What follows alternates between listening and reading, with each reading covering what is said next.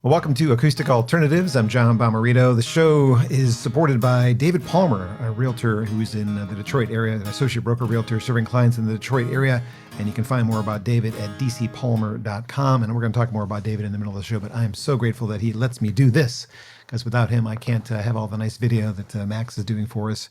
And I can't bring in friends from out of town while they're in town to do a show for me and talk about a new album. Seth Glier is here, and he's got a brand new album called The Coronation, which we can throw up on the little video there. And Seth, it is so good to see you, my friend. It's good to be back. Good to be seen by you after after all this. Yeah, no doubt about it. Good to be here. And you brought an old friend with you as well. We had breakfast or lunch or whatever last time you guys were in town. Mm-hmm, yeah, Yes. This is Kelly Halloran.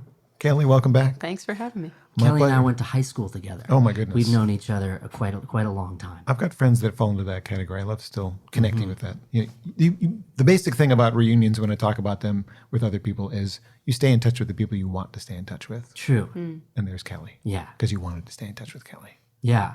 I don't know. I think we were both stalking each other at different various points in our lives too. Definitely. Yeah. Well, the new album is fantastic. I am so glad I picked up a copy, and I would love to start before we get deep into conversation with something from the album Yeah, performed here. of course. What would you like to do? This is called The Coronation. All right.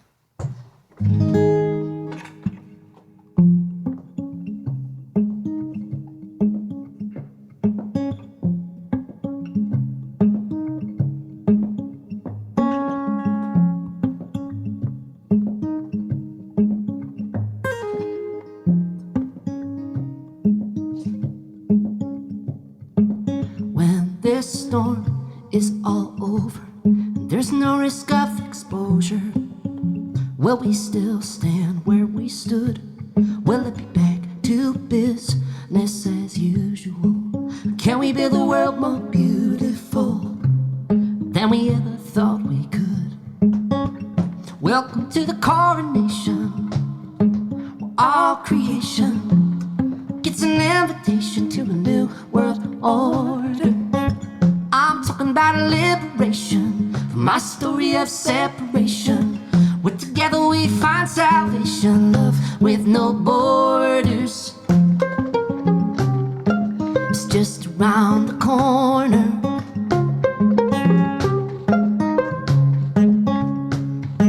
The crown can come from the ashes, even as the lightning flashes.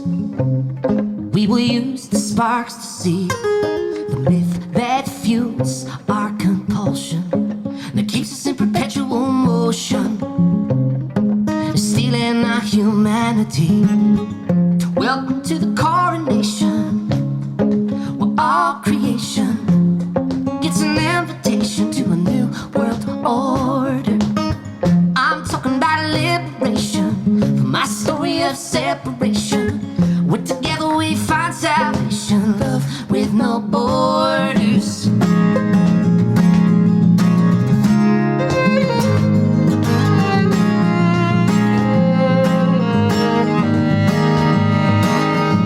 A reunion meant for everyone.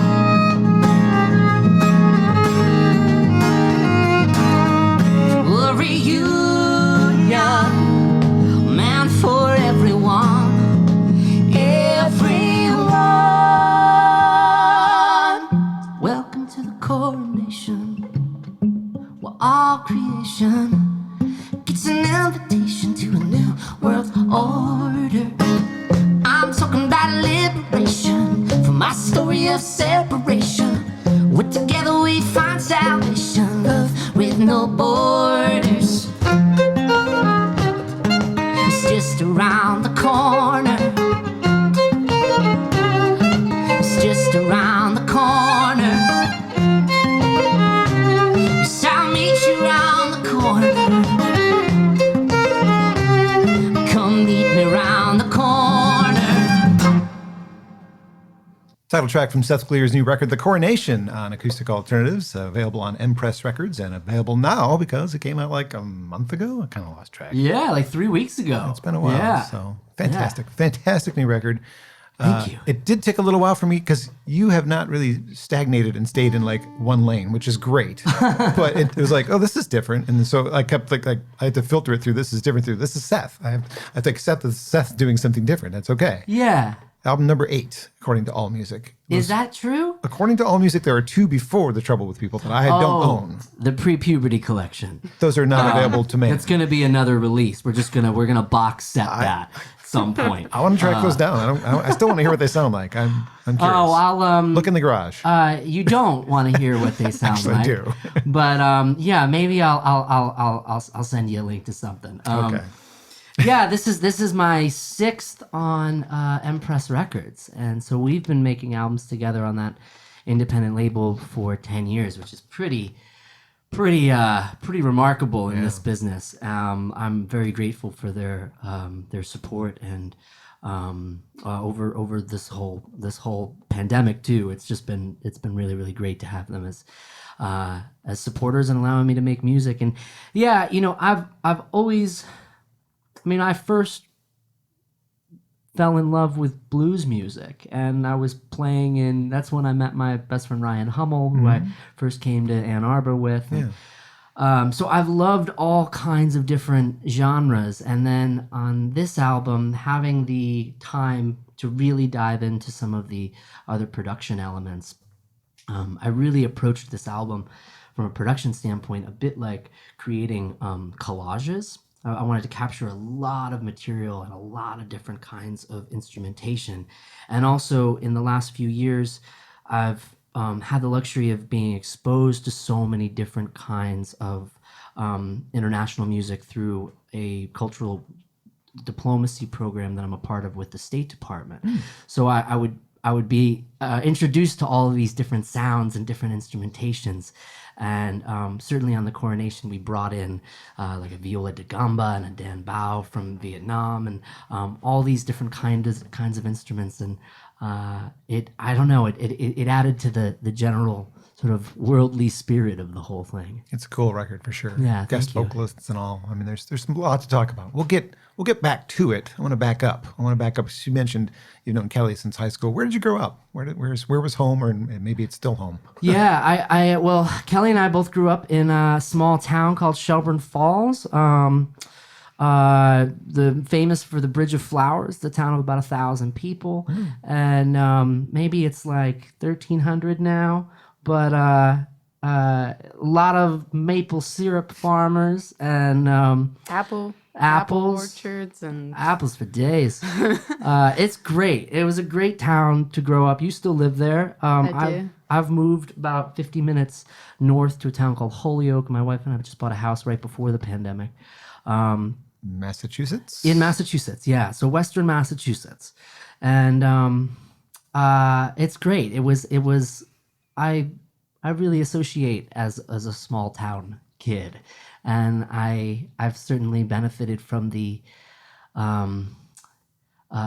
protection and sort of the insular aspect of growing up in a small town, and yeah. Were you 2 friends in high school because of music? Were you in like band together? we weren't entirely friends in high. Well, we were not. Friends. I hated him. Actually, he was a jerk. No, I was a jerk. I'm a few years older than Seth, and that can be a lot of space in high school. yeah, right. So we actually kind of became friends after we both graduated high school, and I moved to New York City, and we were both doing our individual music stuff, and cross collaborating and seeing each other at different shows and things. Yeah. New York City was really where we became friends. I think it was. High school was there were certain social parameters that didn't. At one point, I played a gig with you when I was like 16 at a coffee shop. Yeah. You were doing like gypsy fiddle stuff. I remember that being a highlight, and also like one of those experiences where I just got my butt kicked, and I was like, "Oh, I need to learn how to play piano." I have a band to turn I don't you remember into. that. I remember. I'm sure you kicked ass on that gig. Kelly, you need to check out the previous podcast with a local band called the Ragbirds, and cool. go back and explore some of their older material. I feel like Yeah, they're great. yeah, Yeah, definitely. You know them? Okay. Yeah. Yeah. Well, we shared rosters at Fleming. That's right. And so did a handful of things, but they're great. Cool. So when did music start for you then? If it wasn't in high school, when did it become your main focus in life? Because it is, obviously. Yeah. For me, it was, I think it was September 11th where I wrote, it was on September 11th, 2001, where I wrote my first song. Really? That was the catalyst that made me at least bring writing, journaling, and music together, and bringing those things together felt really, really natural then. And I think I started taking it really seriously kind of right around that time. Yeah. How old were you then? I was 12. Okay. And did you start piano? I knew, I had this friend, Sam O'Dally, and Sam and I were in the woods, and we got in an argument, and this was all innocent, but I ended up getting shot with a BB gun by Sam, and his mom worked with my mom, and so they had to make just really smooth things over, and the way that they smoothed things over was coming by and giving me a Connect set and a Casio keyboard, the one like a I don't know 42 key keyboard with the lights that light up. I remember those, yeah. And I learned like 3 or 4 chords, a C, a G, an A minor, and an F, which is about 80% of pop music. And taught yourself? Yeah. And YouTube, when I started playing blues, YouTube videos were really awesome because I could find all these Dr. John things and slow them down and learn the licks and stuff like You can that. slow down YouTube videos? Oh, yeah. How do I not know this? Yeah, you can. Okay. It's great. You can also speed them up. Like, so if Obama's talking, I recommend Obama at about 1.5 speed. Just, there's a lot of pause. Talks a little slow for you. Yeah. So would you say that this incident is responsible for you pursuing music, or is there like an individual that made you take it seriously? Because at some point you have to go, this is not a hobby. This is what I want to do for my life, really. I think I knew kind of right around that time. I had just started writing songs. I saw Martin Sexton play, which was a big influence for me, at least in the idea of getting on stage and holding a room of 200, 300 people. And I think my brother had a large part to do with that. My brother was born with autism, and he did not speak. So music was one of these common languages. It was sort of a first language that we shared. But I think music, and certainly writing songs and playing them in front of people, became an extension of the love and the show of love that I was seeing in my home, and in caring for my brother, and in helping him get showered and dressed, and like everything about what service providing looks like. I started seeing the same thing modeled in folk music and in troubadours and in what songs are for. You jumped ahead a little bit, but that's okay because it's a good segue into a song that I know that you've written. Oh, sure, Inspired by Jamie, your nonverbal autistic brother. And by the way, my condolences. I know he's no longer with us. And yeah, he is. Well, but he's certainly not on this in this plane. He's in the Birds in the last album, right? Yeah. Well, I think that was also a real gift, and the fact that our relationship never was confined to an oral language.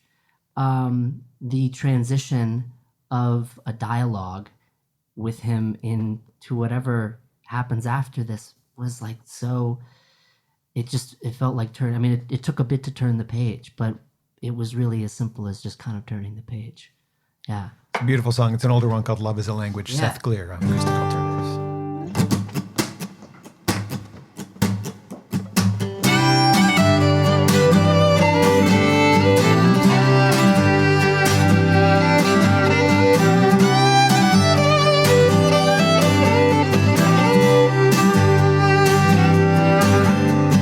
Flesh and bone in a world whose own is different from the rest. Born the first of 3, never took the lead. Parents did their best. Told fairy tales in bed.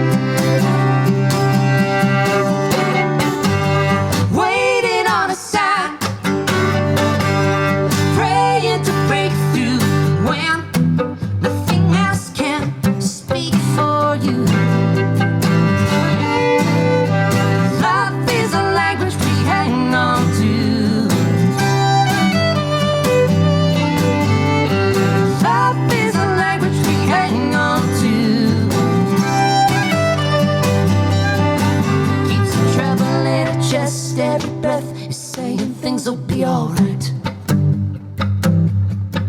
Two strangers in a house, he's sleeping on the couch every night. Dad traded booze for caffeine. Mom keeps his collars clean.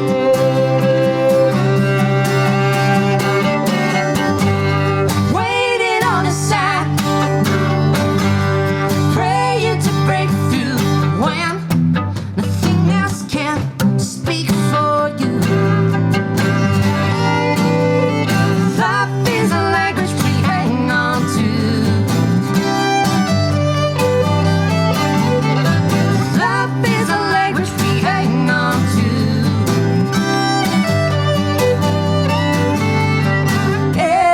Everyone wants proof.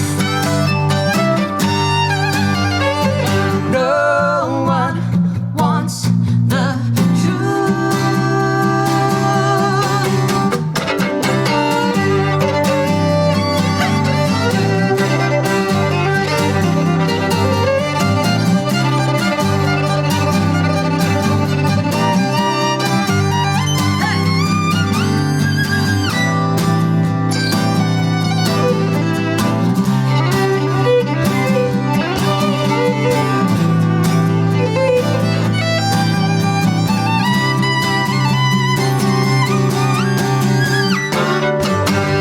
Waiting on a sign,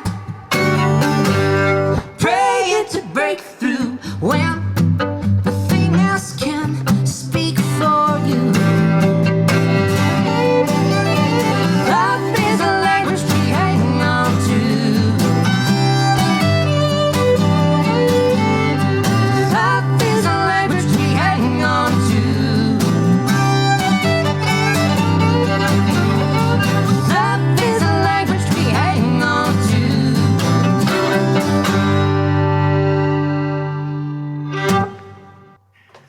Do you know how hard it is to not sing along to a song you love? You're welcome to it. No, I'm not. I didn't want to ruin anything. Hey, you have all the mute buttons on your side of the table. You're right. I do. I just didn't want anybody to hear me singing because it's not good. It's not as good as you for sure. That is amazing. I love that song, and I've heard it done in a lot of different ways. But in my head, I still hear harmonica with Joe. Right. The right. violin, so good. What a great solo. We just did we just gathered with Joe a couple weeks ago, and they had to sort of like mash up their arrangements. It was so fun. We made this thing for our Patreon community, and it was awesome to play that with Joe and Kelly. It was so it's fun. That's nice. Well, that's something to look forward to, the Patreon page. We'll get back to that, but I have to remember that this isn't possible, and I hate to interrupt our flow. David Palmer is the reason I can do this. So I gotta Thank you, David Palmer. David Palmer is a realtor, as I mentioned at the beginning of the show. He's my first sponsor. He's a guy who believes in me, loved what I did on the radio, so much so that when I threw up on a Facebook post, hey, if you're liking the podcast, it's not going to continue unless I get some support. And he reached out and said, what's that going to take to keep you on the air doing your podcast? And so that's great. He's got some specialties, and one of them actually just came up in conversation with a friend of mine, and for an unfortunate reason, her best friend lost grandmother and both parents to COVID in the last couple of weeks. And I'm like, oh my gosh. But then after processing it for a bit, I remembered that David told me this is one of the things he specializes in, not the loss of 3 people at once, but you get to that point where you don't know what to do with all the stuff. Like, oh my God, I have to go through all this stuff. A lifetime of stuff inside the home. And he's good at that. This is something inevitable for us to lose our parents. We're kind of talking about the condition of my dad at this point. I know at some point I'm going to have to sell the home, going to have to get rid of the stuff. David Palmer's really, this is something he's really good at. So if you're in the Ann Arbor, Ypsi area, this is an area that he knows very well. He's your solution. He'll walk you through the steps. Maybe you're a first-time home buyer. That's something he's really good at. Maybe you had a bad experience as a first-time home buyer. He's going to pick up the pieces and make it a better experience for you. He cares about having a positive social impact. He's just a great human being all the way around. I want you to check out his website, DC, as in David, I don't know his middle name. We'll call it Chuck. It's not. Palmer.com, and see how he can help you or someone you know buy a home. David Palmer is affiliated with Realty Experts, LLC, 1420 Washington, number 301. That's in Detroit at 48226.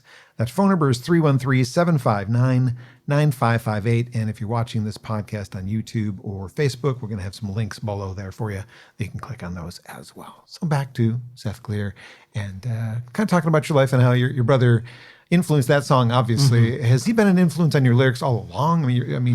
you were communicating with them in a nonverbal way, but now you're Yeah. having to tell stories in your songs, and Right. maybe it helped. I think he was certainly a big one, and certainly one that showed me.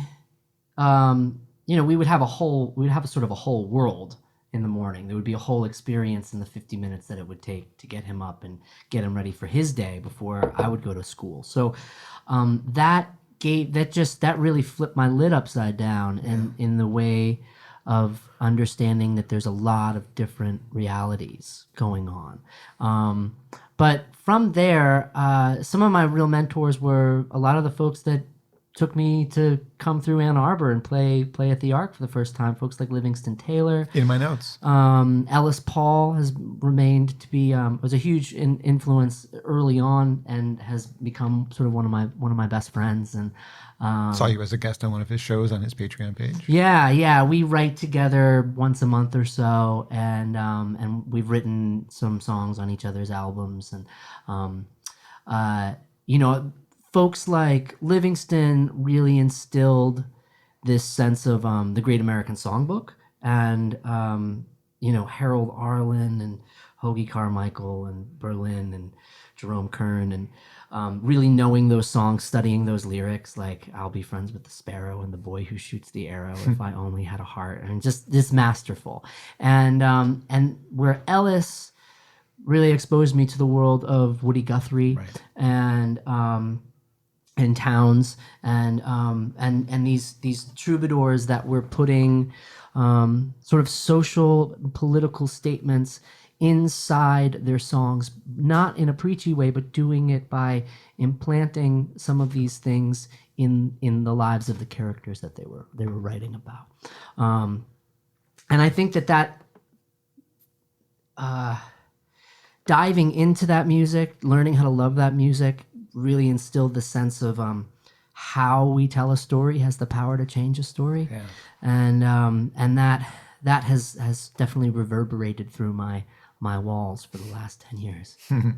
Was Livingston one of your instructors when you were at Berkeley that year? Yeah, we met at Berkeley. I dropped out after a year, and his class is only juniors and seniors, so it was actually a lawyer that I had who set up a lunch for Liv and I.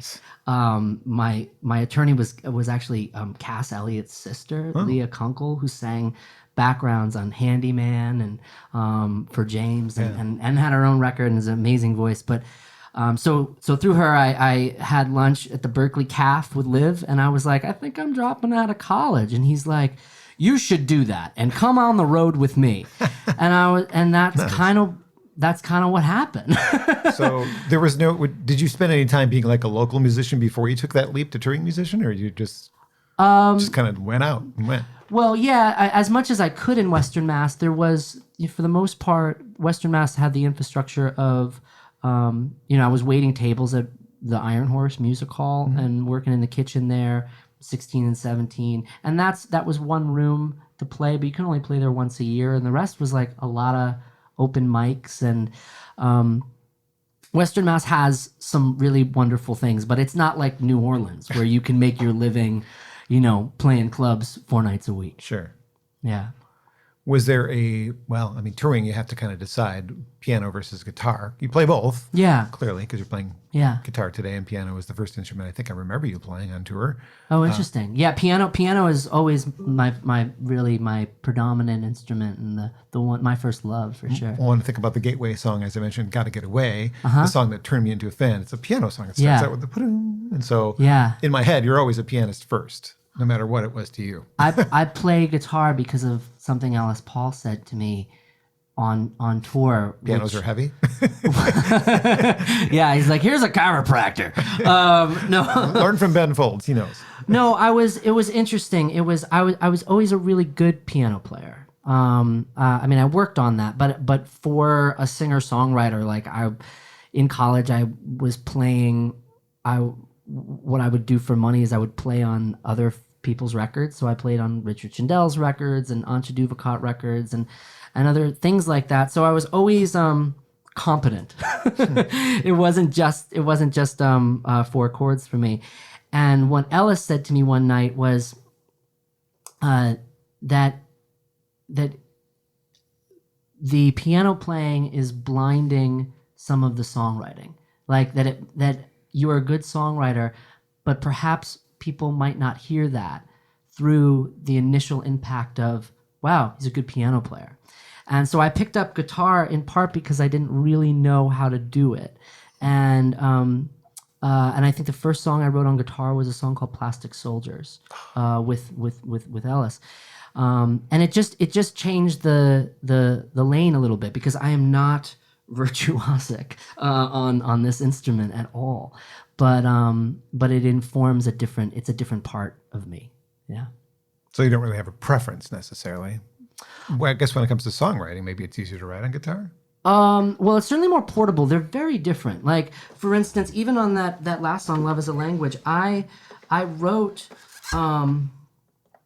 it's a very rhythmic song. So I had that on guitar, and I had the chorus, but when it came to a bridge, I actually wasn't finding it on this instrument. I didn't really know where to go. And then when I transposed this down to a piano part and figured out what I was doing, I was able to find a chord that I wouldn't have found on the instrument. I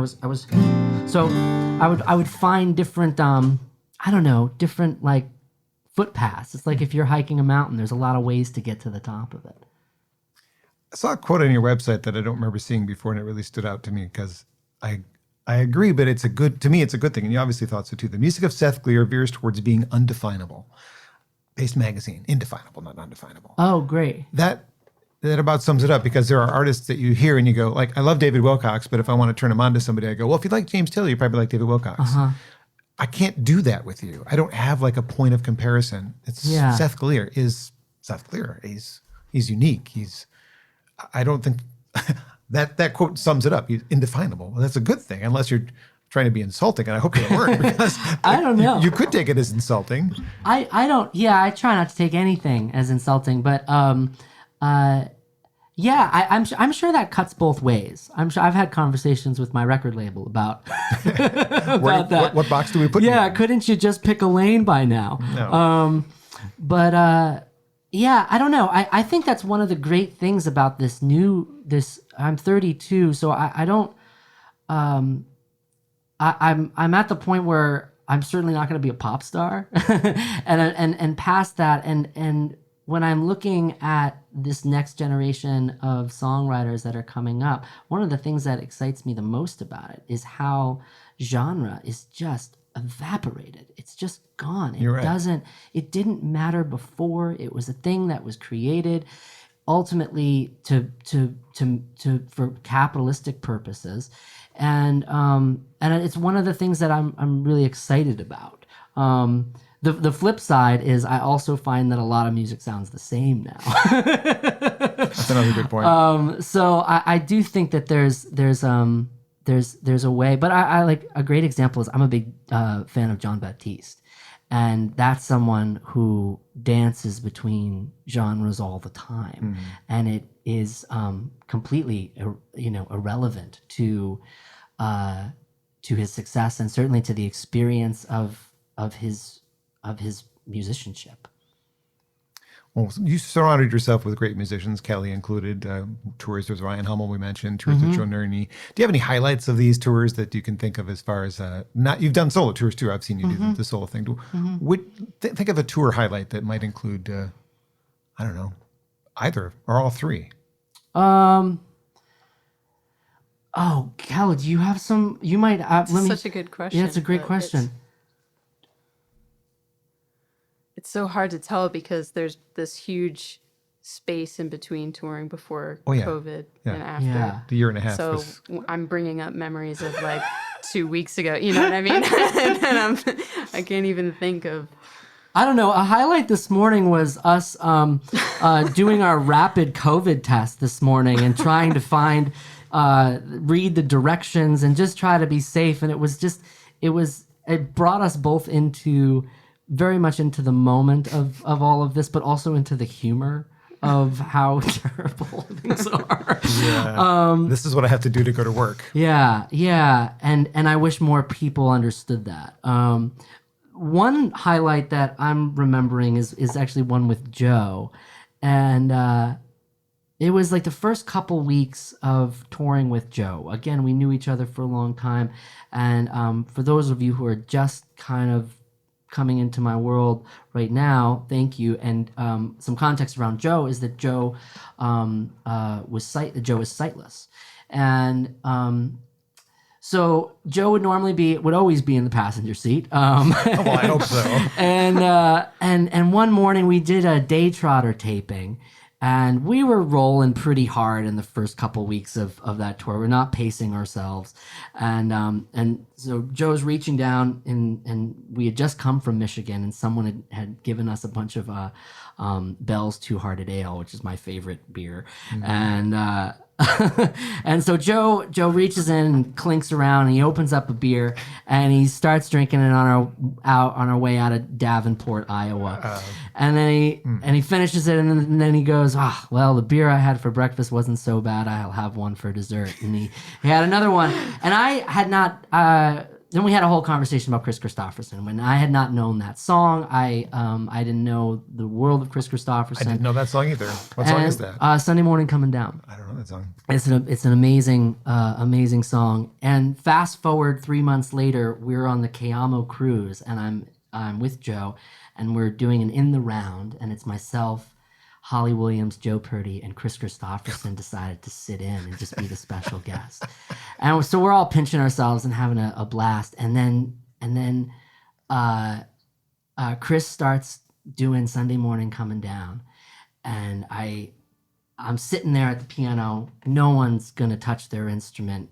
It's like there's so much respect for Chris. Sure. And I see Joe.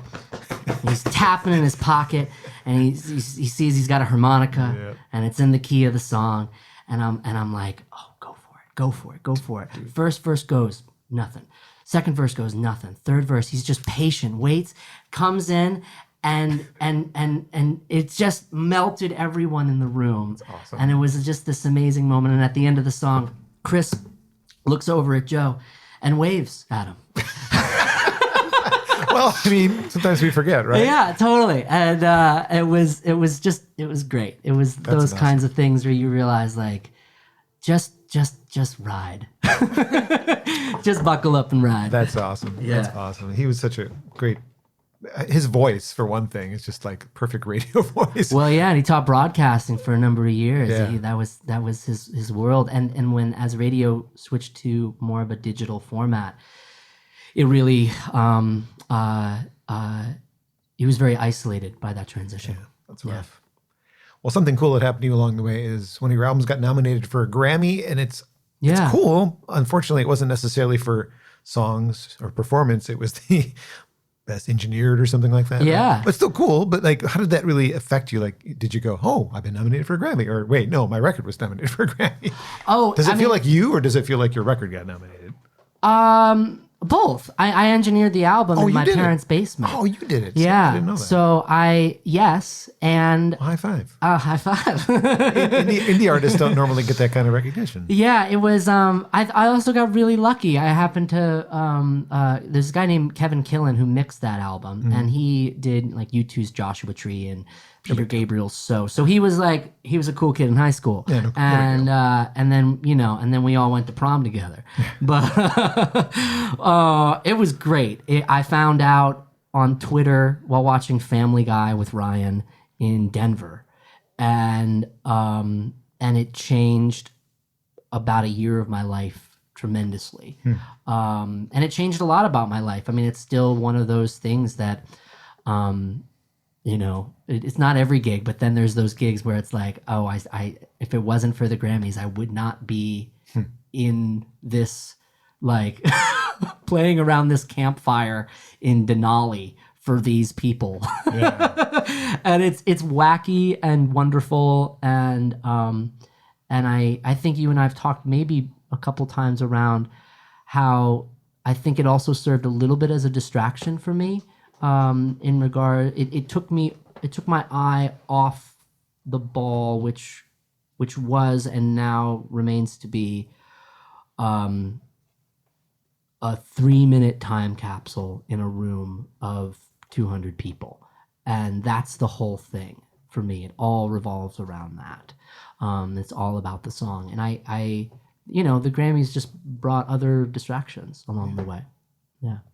Well, the new album is great. Maybe it'll get nominated for a Grammy for the right reasons, songwriting. I mean, not that engineering's not the right reason. Ain't no such thing as a wrong reason. No, but I mean, I think most people like a best new artist thing, which clearly you're beyond that. That carries a heavier weight in most people's eyes. But Sure.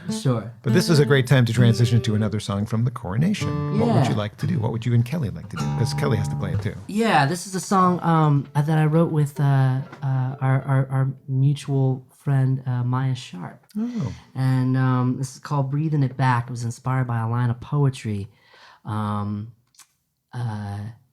After I took my brother's ashes to Ireland and let him go on the cliffs of Moher, a couple weeks later I came across this line of poetry, which was, prayer flag, war flag, makes no difference to the wind.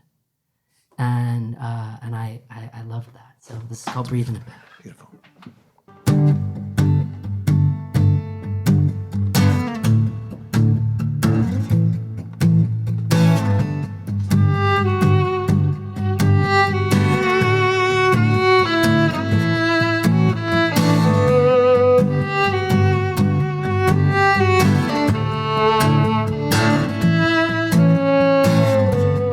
Where am I going? When will I get there? Am I alone? It doesn't matter to you now. Arm up the window, tracing the telephone pole. It doesn't matter to you now. What am I wearing? A coat of forgiveness, of poison. It doesn't matter to you now. I'm not okay, but I'm about to be. My faith and love knocked out of me. Breathing it back in. Breathing it back in.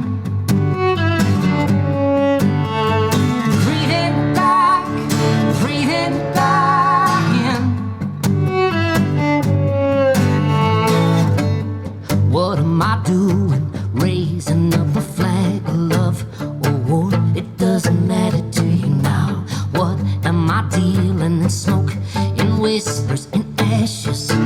It doesn't matter to you now. The better, the worse, the blessing, the curse, everything I put out.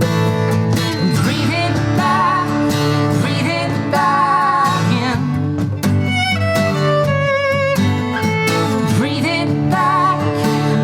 it back in. Ooh, ooh, ooh, ooh, ooh, ooh, ooh.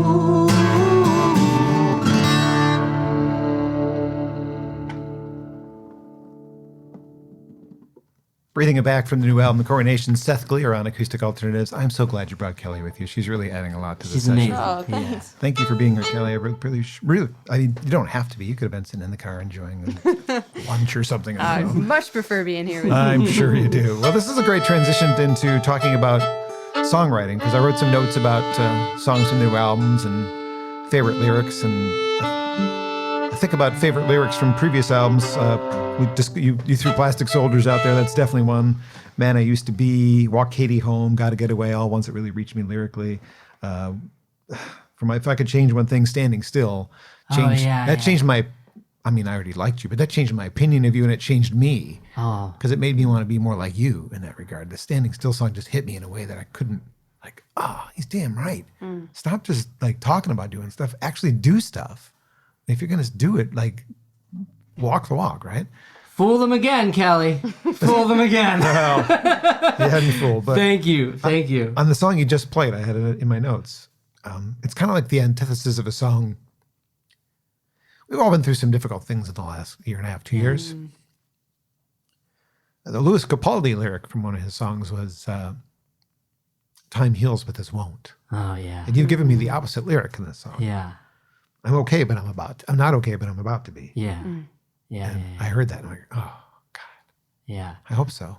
I think just realizing, just naming that you're not okay is such a radical thing in this time where we're constantly trying to perform perfection to one another and perform to perform our knowledge or how we are in the world, but yeah, just to acknowledge that no, I'm not my best right now. That's so totally, we need to normalize that.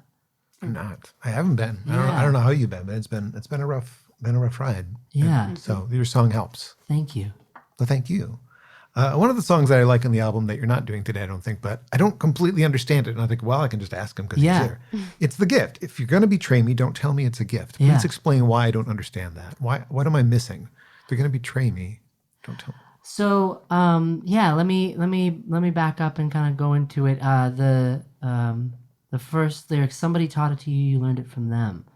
To me, this song was inspired by a relationship that I had with a family member, where the tactic of communication that was being utilized was gaslighting. And I think that oftentimes when you're dealing with abuse, the perpetrator can say things like, "Look what you made me do," or "I wouldn't have to be like this if it wasn't for your needs." Those kinds of that kind of dichotomy of language, and so that song was much more about reclaiming a narrative and reclaiming a sort of power in a way. It's a tough song. Yeah. Thanks for explaining a little bit better, and hopefully that wasn't difficult for you to do. A little. Oh no, of course. I mean, this is what we do, and the bridge there too is like, I know hurt people, which, I think it's also this recognition that this kind of leads into this next song. A real hero of mine and someone whose values kind of elbowed their way into this album was Malala Yousafzai, and one of the things I do to just kind of pass my time in the evenings as I get lost in the deep, dark hole of YouTube suggested videos. Easy to do. Yeah, and I came across this interview of Malala Yousafzai being interviewed shortly after accepting her Nobel Peace Prize, and she was asked, "What would you say to the two members of the Taliban who had tried to kill you if you were ever reunited with them?" And she paused, and her answer was that she would thank them, because if it wasn't for them, she wouldn't have the platform that she does to talk about all the wonderful things she talks about. And I thought that, so she wasn't excusing their behavior, but I think what she was doing was offering an exquisite example of what blaming responsibly looks like. Yeah. If you're going to blame someone for all the crap in your life, you also have to give them credit for all the inevitable flowers that are going to grow from that place. So a lot of that came into the gift. The gift might have been the first version of that, and then I also wrote a song inspired by Malala's quote, "If it wasn't for you." Yeah. We'll get to that one. I'm Cool. not done asking All right, questions. no, but I want to hear that I'm one. not going to jump into it. What level of rage were you at when you wrote Another Day in America? Because that's sort of another, like, it's softly written, but it's still like, damn it, I'm angry. Oh man. Yeah, that's a song that I have yet to figure out how to really do live, because I kind of the cynical part of me, says to the sound guy, "Lock the doors." Don't let anyone leave. It's going to make them upset. No, Yeah. you're just telling the truth. That song was also, I gotta give some credit to really a perspective change on that one. We went to Canada for a few days to play the Stan Rogers Folk Festival. Mm-hmm. And I was in Canada and I was talking to a person who was American, and her daughter wanted light up shoes for the start of school. And that was all she was talking about. So of course the mother got light up shoes and was waiting. They were under her bed and they were waiting to give them to her daughter until a couple weeks before school started. And a couple weeks before school started, her daughter changed the tone a little bit. Said, "Actually, I don't want light up shoes at all." And the mother was like, "What? Why?" And the daughter said, "Well, I'm afraid that if there's a shooter, they'll see me running down the hallway." And I just sat with her there and had to deal with what that. I mean, I was really grieving that. We were both grieving that because it was just such a loss of innocence. And I remember running down the hill and seeing Kelly and our bassist Rachel and just sharing that story. So I held that story in me for about 6 months to 8 months or so, trying to find different angles. I was also at the time working with Peter Yarrow, writing songs with the students in Parkland, Florida. And it was sort of part of this program where they send songwriters down there to process, and they made a record, and they were looking for anthems for their march. It was an amazing time. And then I wrote this song in Nashville with my friend John Vesner, and Kathy Mattea, John's partner, was sort of in and out of the room and would be like, "You guys sound too liberal." she was a great editor of like, "Don't say that." It was hard. It was a very hard song to get right because I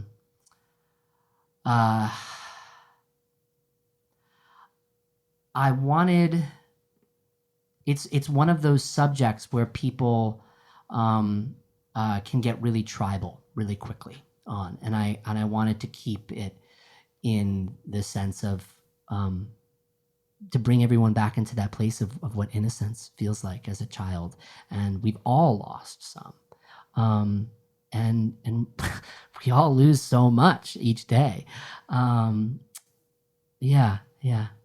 He wrote one of the greatest love songs of all time. Where have you been? Oh, Yeah. my God. Yeah. God. True story about his parents. I just learned that today while interviewing Larry Gross, because Kathy's taking over Larry's position at Mountain Stage. Right. And he just told me that that's about her Yeah. in-laws. Like, I did her not know parents. that. Yeah.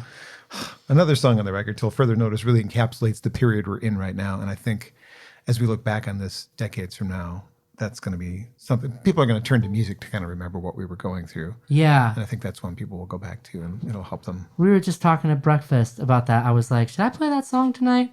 And we were like, I don't know if people want that right now. I think you were right that people will turn back to it. Yeah. But it's I don't think people want to. We're living it right now. We're living it. Yeah. It's too soon. It's like the ads on the radio here during these difficult times. Shut up. I know. Yeah, I'm fully aware it's a difficult it's time. like, I hope this finds you well. Yeah. No, I'm not It doesn't. It doesn't. Something you did on this record that you've never done before is include another voice and starting out a song. That's an unusual move. Poison in the Roots. Tell me about that.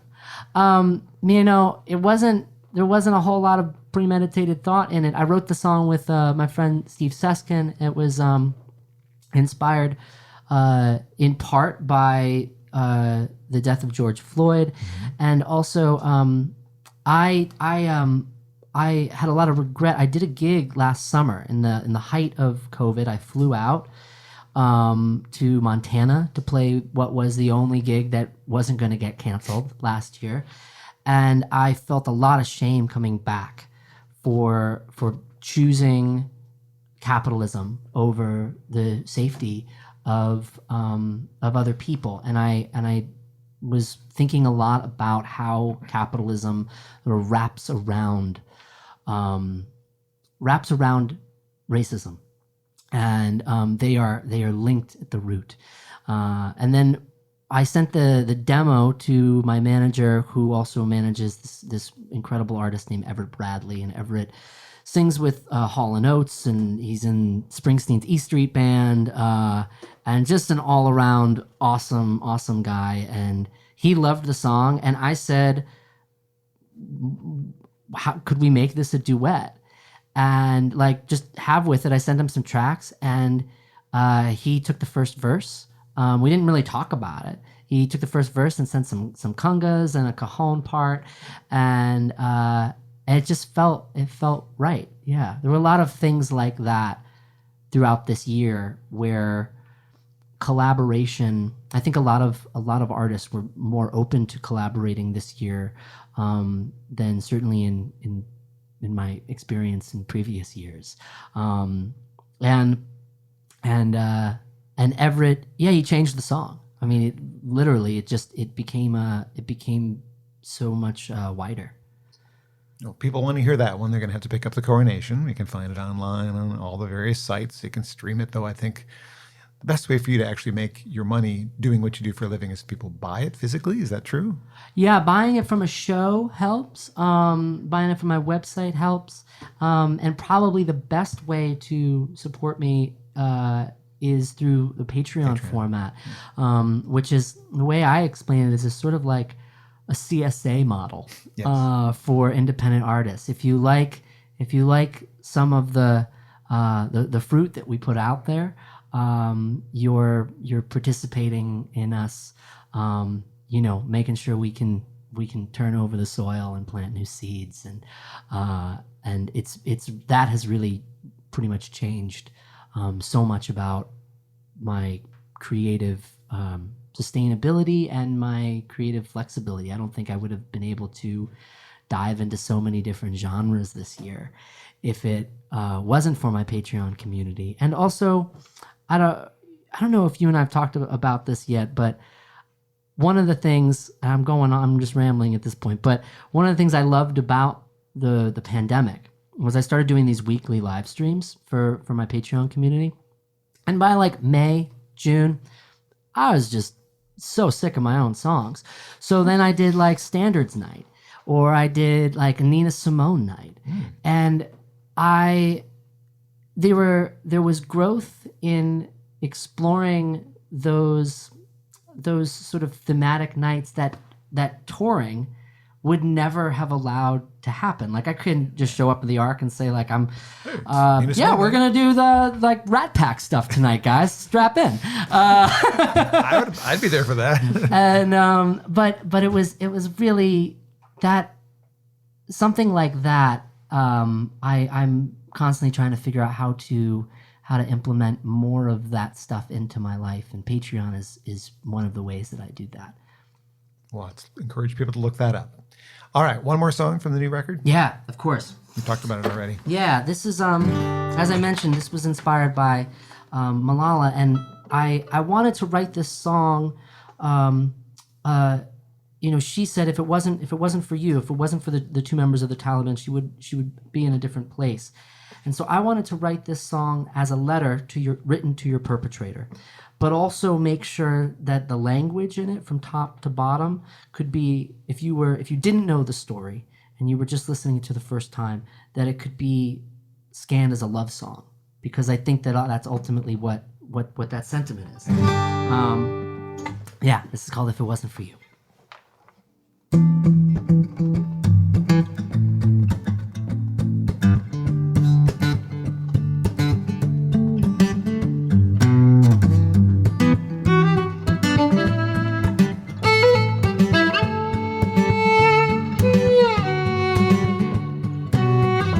If it wasn't for you,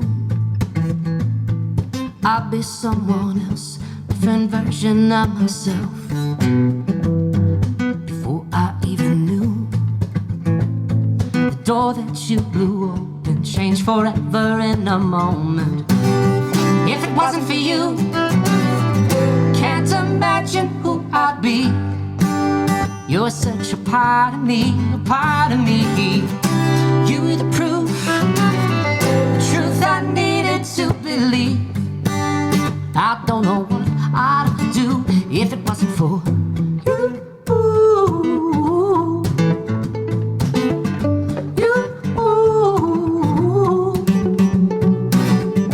You gave me a gift.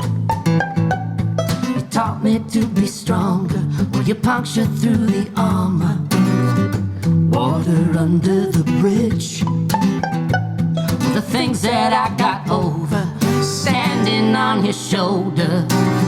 If it wasn't for you, I can't imagine who I'd be. You're such a part of me, a part of me.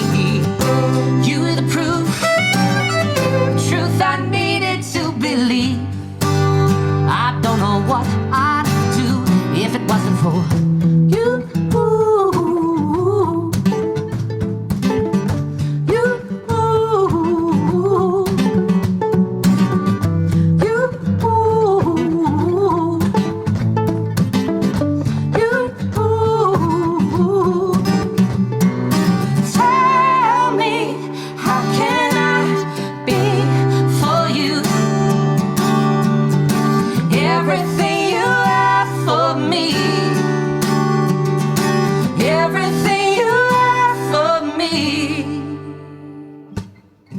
Wasn't for you, I can't imagine who I'd be.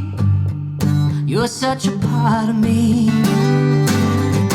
You were the proof, the truth I needed to believe. I don't know what I'd do if it wasn't for you.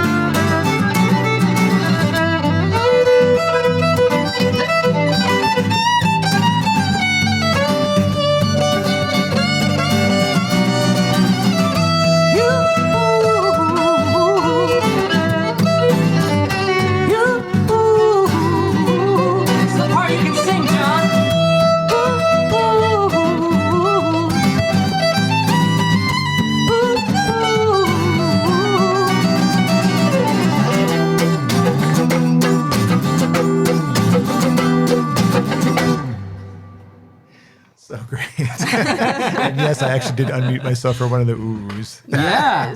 What a great experience to have both of you here. This was incredible. It's good to be with you again. I have more questions and I'm not going to do them today. We're kind of out of time. And I'm really grateful to both of you for being this great guests on the show. Grateful to David Palmer for letting me do this. Thank you, David Palmer. David Palmer, David Palmer. DCPalmer.com, affiliated with Realty Experts LLC, 1420 Washington, number 301, Detroit, Michigan, 48226 313 759 9558. I have so many guests I want to book, but I'm holding off because the sponsorship money, it's running out. So I bet he made it's this possible. Charles, not Chuck. Probably Charles. It could be a Charles. David Charles. That sounds like a realtor. That sounds very sophisticated. He's going to speak up and let me know. Yeah. But if you've been enjoying the podcast, we want to thank Grove Studios for being hosts. First of all, if it wasn't for Grove, I wouldn't even be here.